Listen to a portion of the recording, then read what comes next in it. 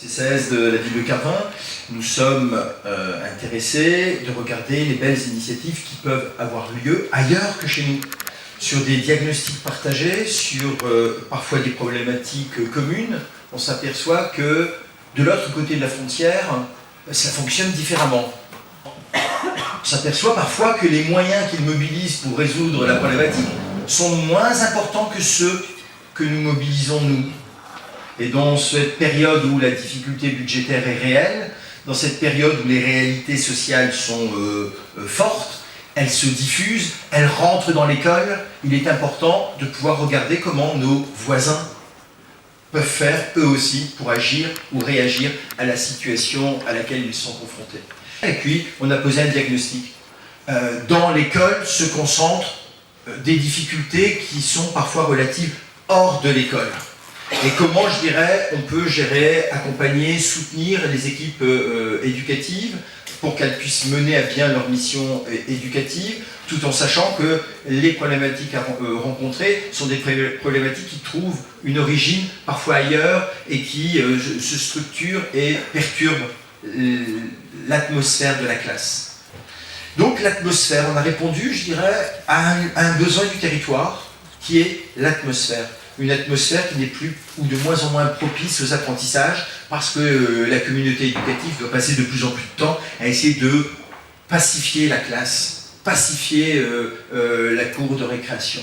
Et autour de cette pacification retrouvée, eh bien, chacun joue son rôle. L'enseignant et le pédagogue qui transmet les savoirs, le collectif absorbe les savoirs de manière beaucoup plus naturelle, dans une ambiance qui est beaucoup plus propice à la réussite éducative.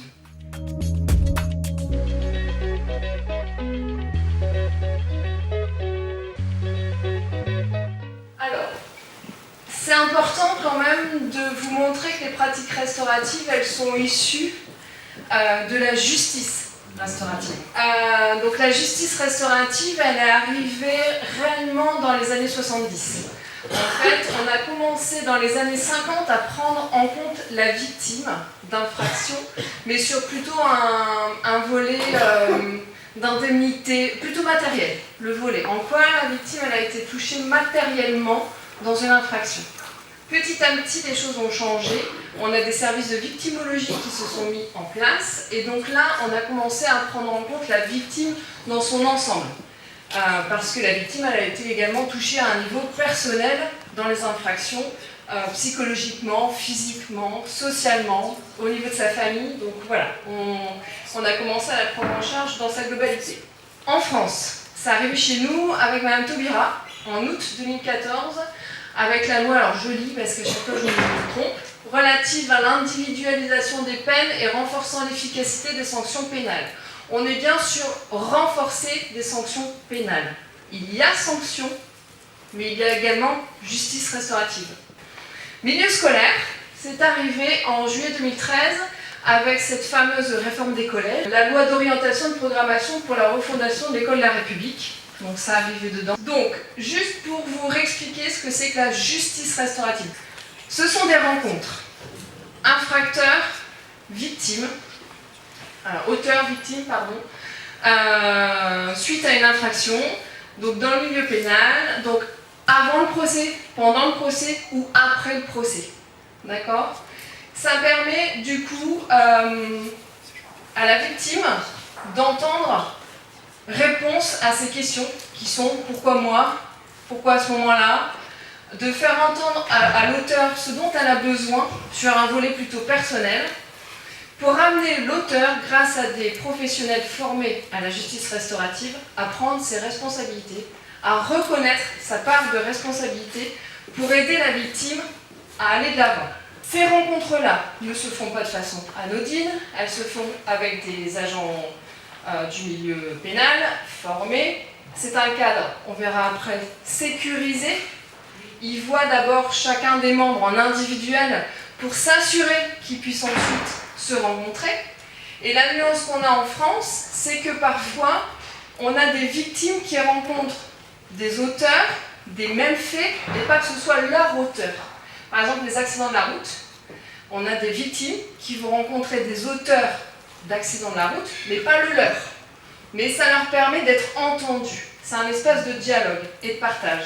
Et du coup, de partager derrière, l'auteur partage sa culpabilité, ou en tout cas partage sa prise de responsabilité dans l'infraction. Howard Zehr résume la justice restaurative en la définissant comme un processus destiné à impliquer autant qu'il est possible, parce que c'est pas toujours possible, attention, c'est selon les situations, selon les personnes qui veulent aussi pouvoir participer à ce genre de processus. Donc destiné à impliquer autant qu'il est possible ceux qui sont touchés par une infraction donnée, identifier collectivement les torts et les dommages subis, les besoins et les obligations, afin de parvenir à une guérison et de redresser la situation autant qu'il est possible de le faire. On verra tout au long de la matinée qu'on est centré sur les émotions ressenties durant l'infraction et sur les besoins pour pouvoir se réparer, se reconstruire et avancer. Dans le milieu scolaire, donc on a beaucoup de personnes de l'éducation nationale ici présentes. Donc le guide ministériel dont je vous parlais tout à l'heure, qui est sorti en juillet 2014, dit « La justice restaurative a pour objectif d'améliorer le climat scolaire pour refonder une école sereine et citoyenne en redynamisant la vie scolaire et en prévenant et en traitant les problèmes de violence et d'insécurité. C'est-à-dire que deux personnes qui rencontrent une difficulté, un conflit en classe ou au collège, sont des personnes qui sont amenées à passer le reste de l'année ensemble, voire les 3, 4 années de collège ensemble, voire même le lycée, des fois ça se suit.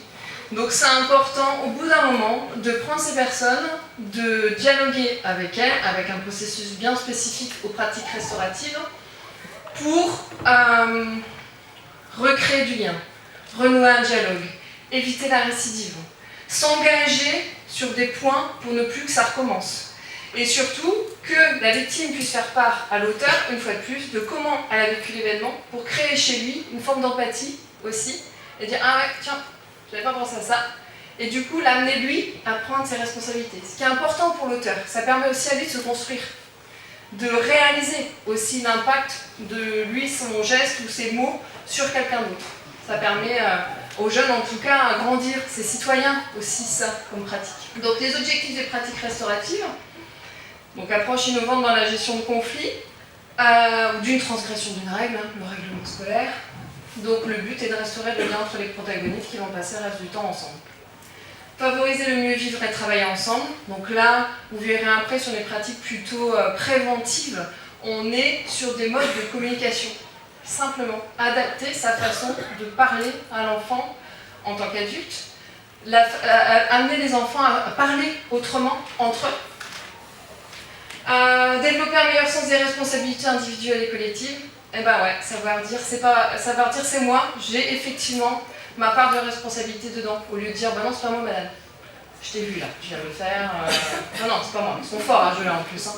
Donc voilà, c'est les amener aussi à reconnaître, à grandir, à gagner en maturité, hein, au bout d'un moment, même nous adultes, hein, c'est pas toujours évident de dire oui, là effectivement, c'est peut-être un petit peu de ma faute. Contribuer à une atmosphère et un climat bienveillant. Johan De Clèves, qui a mis au point cette pyramide, est en fait un criminologue qui travaille en Belgique. Il a beaucoup travaillé, ou en tout cas mené des études sur le lien qui existe entre victime et auteur, et aussi sur tout le phénomène de résilience. Donc il a vraiment mené beaucoup de travaux autour de cette thématique, et ça l'a amené en fait à réfléchir, ou en tout cas à essayer de dessiner un peu une pyramide de prévention. C'est vraiment de donner un cadre en fait de réflexion qui amène justement à classifier, ou en tout cas essayer de réfléchir sur la manière dont on peut mener une politique de prévention. Donc du coup, l'idée c'est vraiment que les pratiques restauratives, comme Florence le disait, peuvent avoir un volet curatif, mais aussi également un volet préventif. Dans cette pyramide, on se rend compte en fait que plus on monte dans la pyramide, plus les mesures qui seront prises seront ponctuelles et en réponse directement à un problème.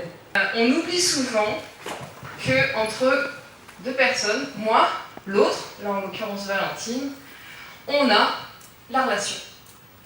D'accord, symbolisée par cette jolie écharpe. Donc hop, on le met là, Jacques Salomé, d'accord. Il dit quoi en travers ça? Et c'est important en travers de toutes les pratiques restauratives, mais aussi dans notre quotidien, à la maison, c'est important de s'en rappeler, qu'on est responsable de notre bout. Ça, c'est hyper important. On est responsable de ce qu'on dit, de la façon dont on le dit. On est responsable de ce qu'on fait et de comment on le fait. Et l'autre, également. D'accord ? Ça, c'est très important de le reconsidérer parce que, en général, on est dans le tu-tu-tu. La relation klaxonne. D'accord ? Le tu-qui-tu. Ça va ? En général, on parle sur le bout de l'autre. Tu m'énerves. Encore une fois, t'es pas rentré à l'heure. T'es arrivé en retard ce matin. Enfin voilà. Donc c'est quoi ? C'est des reproches. C'est des reproches qui tuent du coup la communication, la fluidité de la communication et qui met l'autre sur la défensive en général et qui répond ouais mais toi hier tu et tu. Et à force de parler sur le bout de l'autre, on l'efface. Il n'existe plus. Et on prend du coup, nous, plus notre part de responsabilité. Et donc, du coup, sacré conflit.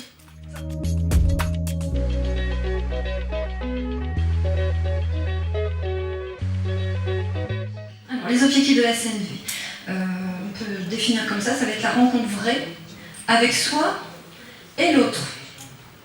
Donc on a les deux aspects. C'est un processus qui va nous inviter à clarifier notre conscience en prenant la responsabilité de nos sentiments et de nos besoins. On fait un écho avec le principe de 100% responsabilité. Je suis responsable de mes sentiments, de mes besoins. Donc, ce qui va être recherché, ça va être la qualité de la relation, la qualité de nos échanges. Donc, dans cette définition, j'ai envie de dire, on s'aperçoit que la CNV n'est pas un processus dédié à à l'éducation, au champ médico-social. C'est vraiment un outil du quotidien, de la vie pro comme de la vie perso. Donc j'ai fait cette formation avec Christine Dubar. Et du coup, voilà, j'en ressors quand même assez différente. Depuis cette formation, dans les relations que j'ai avec les jeunes, dans les relations que j'ai avec mes proches, j'ai totalement... le changement vient de moi en fait. En fait, la CNV, c'est ça. C'est qu'on se rend compte que du coup, on va se recentrer sur soi-même et du coup sur ses besoins, sur ce qu'on a observé, sur le sentiment sur l'observation et du coup sur le besoin que je vais demander. Et au travers de ça, dans le cadre de mon travail, donc j'ai utilisé cette formation dans le suivi des jeunes qui sont en décrocheur. Donc j'ai testé la CNV auprès des jeunes et du coup, je me rendais compte que dans les relations qu'on avait avec ces jeunes, c'était surtout, ne serait-ce que déjà demander à ce jeune comment tu te sens aujourd'hui. C'est vrai qu'on a parlé beaucoup d'émotions tout à l'heure, mais on est vraiment là-dedans. Ces jeunes ne savent pas s'exprimer sur l'émotion actuelle, sur l'instant présent, comment je me sens. Et donc du coup, sur mes séances, à chaque fois, j'abordais, là comment tu te sens. Petit à petit, ce jeune, il s'est exprimé. Et sur les demandes que je lui formulais, je faisais en sorte que lui fasse le travail de raccrocher, en fait, qu'il prenne conscience qu'à un moment donné, ça ne va pas dans sa vie scolaire, mais aussi dans son parcours à la maison. Et c'est vrai que la CNV, du coup, nous repositionne dans la manière dont on va faire nos demandes, la manière dont on va exprimer son besoin. Mais c'est pas facile parce que on est tous, on est des êtres humains avec les interprétations, les jugements qu'on va porter à autrui. Ah, il m'a regardé comme ça. Donc du coup. Mais c'est vrai que cette formation, en tout cas pour moi qui l'ai faite, j'ai appris énormément et le conflit maintenant pour moi c'est vraiment, je suis plus dedans quoi. Quand je suis confrontée à une situation, je vais me recentrer par rapport à moi-même et je vais dire ce que je pense, je ressens à ce moment-là de ce qui m'a été renvoyé. On arrivait vraiment au processus, aux 4 étapes, on va dire, de la CNV, qui sont repris ici. 4 étapes qui sont donc l'observation, le sentiment, le besoin et la demande. Alors l'observation, c'est la première étape, tout là-haut, ce que je pense que je vois. Alors, observer, c'est observer sans juger, on en a un peu parlé tout à l'heure.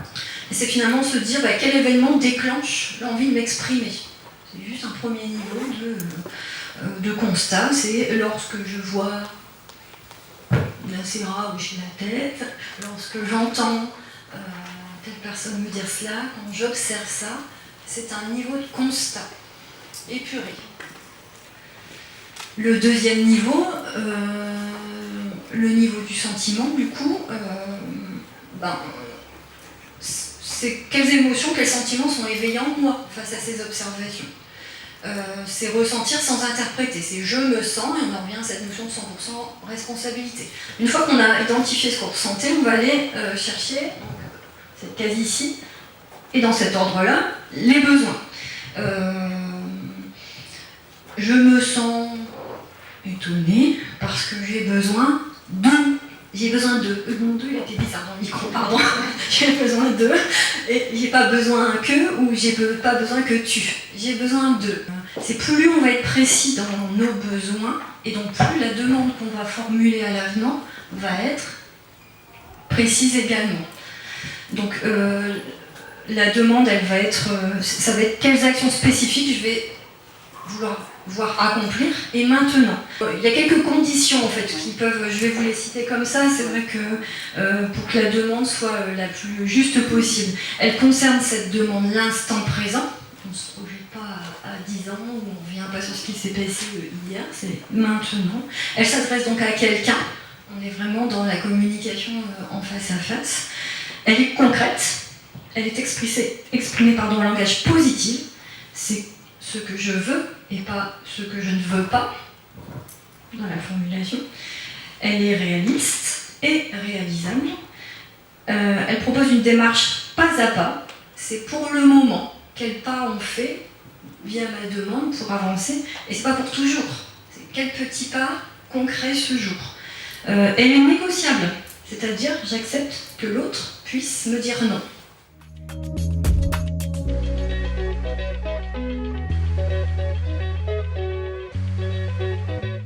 On a fait le choix de mettre la définition de la médiation de Michel Guillaume Hornung, qui est reconnu dans le domaine de la médiation, qui enseigne en faculté de droit, une très grande médiatrice, donc qui dit que la médiation est un processus volontaire. On ne la met en place qu'à partir du moment où les personnes concernées par le conflit acceptent d'entrer en médiation. Sinon, c'est pas la peine d'y aller. Vous vous plantez en tant que médiateur et les jeunes ou les protagonistes avec. Donc la médiation est un processus volontaire d'établissement, de rétablissement de liens sociaux, de prévention et de règlement des différends. Ce processus s'effectue au travers d'une communication éthique durant laquelle les personnes s'efforcent de renouer le dialogue pour trouver une solution à leur situation. C'est eux qui trouvent la solution, pas les médiateurs. On a un rôle très important en tant que médiateur, c'est de rester neutre. On n'est pas juge, on n'est pas arbitre, on ne doit pas prendre parti, on doit plutôt faciliter les protagonistes à trouver eux-mêmes leur solution pour sortir du conflit. C'est comme ça qu'on en sort. Si c'est imposé, en général, il y a récidive. Au cours de ce processus, un médiateur tiers, indépendant, les accompagne de façon impartiale et sans influencer les résultats, tout en garantissant le respect des intérêts de chacun des participants et la confidentialité des échanges. Une médiation, on voit ça en formation, est cadrée par des règles précises. C'est un cadre, à nous, médiateurs, de faire qu'il soit sécurisant et agréable pour chacun des protagonistes, avec des règles bien précises, de responsabilité, je parle en jeu, de respect, de sincérité. On est sur l'observation, disait Mélanie tout à l'heure, quelque chose de l'effet brut, amener les personnes à expliquer comment elles ont vécu les émotions, les besoins qu'ils ont, et du coup comment on fait aujourd'hui avec les émotions ressenties, leurs besoins, pour sortir de la médiation, du conflit au travers de la médiation. Alors, les médiateurs sont au service d'une situation et non d'une personne. Et ça, c'est compliqué. par moment en tant que médiateur. Parce qu'il ne faut pas qu'on mette notre cape de super-héros à vouloir tout sauver. On est là pour une situation, un fait brut qui nous a amené à. Les accords sont personnels, interpersonnels et collectifs. Personnels pour chacun des protagonistes, interpersonnels entre les personnes qui sont en conflit, et collectifs si par exemple il y a une incidence sur la classe ou sur le collège, ou ça c'est très important. D'essayer justement d'élargir les accords. Ils sont partagés au travers d'un plan réparateur, distribués aux personnes qu'ils choisissent. Donc souvent ils choisissent la direction de la vie scolaire. La médiation est un temps et un espace sécurisant, lieu pour mettre en présence et accompagner avec bienveillance et non-jugement. Donc comme je vous disais tout à l'heure, c'est notre rôle à nous, d'être neutre, pas toujours évident, mais c'est notre position à avoir, on n'est pas juge, on n'est pas arbitre. Il est important d'inscrire les pratiques restauratives dans le projet d'établissement pour qu'elles soient reconnues et utilisées. C'est important pour le personnel de l'établissement, c'est aussi important pour les parents. Les parents qui disent « j'ai entendu dire que mon fils il a vu une dame ». Puis il a parlé de ce qui s'est passé en classe. S'ils ne sont pas au courant, c'est un peu compliqué. Donc c'est important aussi pour les inscrire, les parents, dans la démarche. Parce que les enfants, ils rentrent avec leurs observes, ils rentrent avec leurs heures de retenue, ils rentrent avec dans leur carnet écrit médiation ce jour avec machin. Donc ils comprennent aussi, les parents. Et qu'ils soient partie prenante, c'est encore mieux. Les pratiques restauratives n'effacent pas le conflit, mais aident à gérer plus facilement avec l'autre et non contre l'autre. Voilà, le conflit il est là, il est existant, il y a une atteinte. Mais on essaie d'aller de l'avant ensemble. Là, l'idée, c'est un peu de rassembler toutes les idées de ce matin, plutôt pour mettre en avant l'approche préventive. C'est-à-dire que parmi les pratiques restauratives, on a certes la médiation, qui est vraiment, comme on le voyait tout à l'heure sur la pyramide, tout en haut, c'est-à-dire une des dernières solutions qui peuvent être proposées, mais en amont, plein de choses peuvent être faites.